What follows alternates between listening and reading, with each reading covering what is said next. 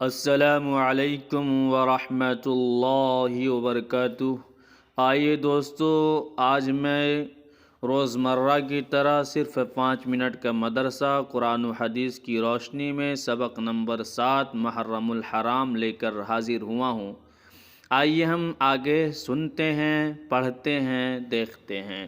Number 1، اسلامی تاریخ۔ قابیل اور حابیل۔ قابیل اور حابیل حضرت آدم علیہ السلام کے 2 بیٹے تھے۔ دونوں کے درمیان ایک بات کو لے کر جھگڑا ہو گیا۔ قابیل نے حابیل کو قتل کر ڈالا۔ زمین پر یہ پہلی موت تھی اور اس بارے میں ابھی تک آدم علیہ السلام کی شریعت میں کوئی حکم نہیں ملا تھا۔ اس لیے قابیل پریشان تھا کہ بھائی کی لاش کو کیا کیا جائے۔ اللہ تعالیٰ نے ایک کوے کے ذریعہ اس کو دفن کرنے کا طریقہ سکھایا۔ یہ دیکھ کر قابیل کہنے لگا، ہائے افسوس، کیا میں ایسا گیا گزرا ہو گیا کہ اس کوے جیسا بھی نہ بن سکا۔ پھر اس نے اپنے بھائی کو دفن کر دیا۔ یہیں سے دفن کرنے کا طریقہ چلا آ رہا ہے۔ حضور صلی اللہ علیہ وسلم نے قابیل کے متعلق فرمایا، دنیا میں جب بھی کوئی شخص ظلماً قتل کیا جاتا ہے تو اس کا گناہ حضرت آدم علیہ السلام کے بیٹے قابیل کو ضرور ملتا ہے، اس لیے کہ وہ پہلا شخص ہے جس نے ظالمانہ قتل کی ابتدا کی اور یہ ناپاک طریقہ جاری کیا۔ اسی لیے انسان کو اپنی زندگی میں کسی بے گناہ کی ایجاد نہیں کرنی چاہیے، تاکہ بعد میں اس گناہ کے کرنے والوں کا وبال اس کے سر نہ آئے۔ نمبر 2، اللہ کی قدرت۔ سورج اللہ تعالیٰ کی بنائی ہوئی ایک زبردست مخلوق ہے۔ اس سے ہمیں روشنی اور گرمی حاصل ہوتی ہے۔ وہ روزانہ مشرق سے نکلتا ہے اور مغرب میں ڈوبتا ہے، لیکن اللہ تعالیٰ قیامت کے قریب اسے اپنی قدرت سے مشرق کے بجائے مغرب سے نکالے گا۔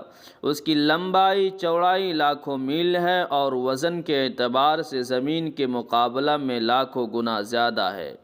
اتنی وزنی اور بڑے سورج کو مقررہ نظام کے تحت چلانا اور کروڑوں میل کی دوری سے پوری دنیا کو روشنی اور گرمی عطا کرنا اللہ تعالیٰ کی قدرت کی بڑی نشانی ہے۔ نمبر 3، ایک فرض کے بارے میں دین میں نماز کی اہمیت۔ ایک شخص نے رسول اللہ صلی اللہ علیہ وسلم سے عرض کیا، اے اللہ کے رسول، اسلام میں اللہ کے نزدیک سب سے زیادہ پسندیدہ عمل کیا ہے؟ آپ صلی اللہ علیہ وسلم نے فرمایا، نماز کو اس کے وقت پر ادا کرنا، اور جو شخص نماز کو جان بوجھ کر چھوڑ دے اس کا کوئی دین نہیں، اور نماز دین کا ستون ہے۔ نمبر 4، ایک سنت کے بارے میں وضو میں کانوں کا مسح کرنا۔ حضرت عبداللہ بن عباس رضی اللہ عنہ بیان کرتے ہیں کہ رسول اللہ صلی اللہ علیہ وسلم نے وضو میں اپنے سر مبارک کا مسح فرمایا اور اس کے ساتھ دونوں کانوں کا بھی اس طریقے پر کہ کانوں کے اندرونی حصہ کا شہادت کی انگلیوں سے مسح فرمایا اور باہر کے حصے کا دونوں انگوٹھے سے۔ نمبر 5، ایک اہم عمل کی فضیلت، عاشوراء کے روز کا روزہ۔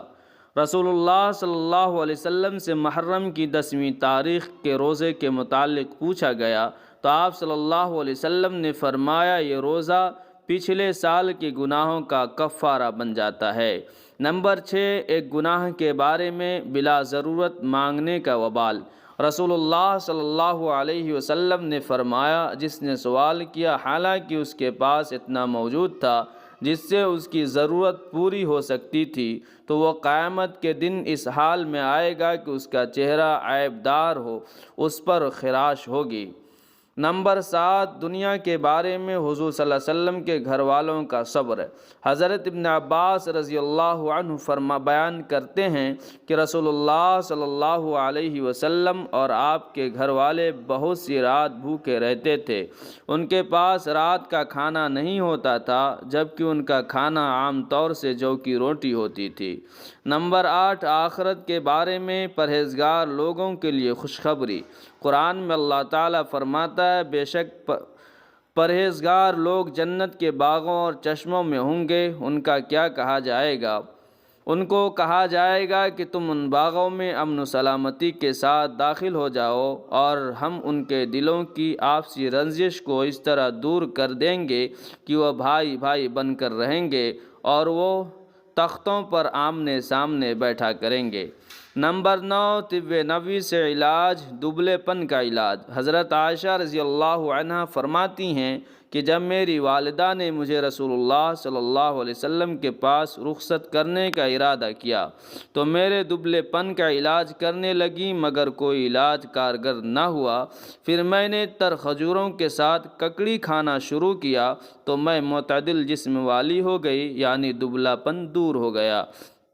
نمبر 10، قرآن کی نصیحت۔ قرآن میں اللہ تعالیٰ فرماتا ہے، کیا یہ لوگ زمین میں چل پھر کر نہیں دیکھتے کہ ان سے پہلے لوگوں کا کیا انجام ہوا؟ اللہ نے ان کو ہلاک کر ڈالا اور ان کافروں کے لیے بھی اسی قسم کے حالات ہونے والے ہیں، اس لیے کہ اللہ تعالیٰ اہل ایمان کا دوست ہے اور کافروں کا کوئی دوست نہیں ہے۔ السلام علیکم ورحمۃ اللہ وبرکاتہ۔